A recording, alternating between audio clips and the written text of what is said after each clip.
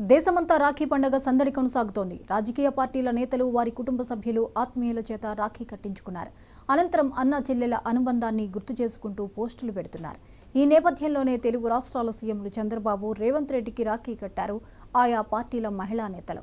అలాగే మాజీ మంత్రులు హరీష్ రావు, కేటీఆర్కు రాఖీ కట్టి అభిమానం చాటారు బీఆర్ఎస్ మహిళా నేతలు.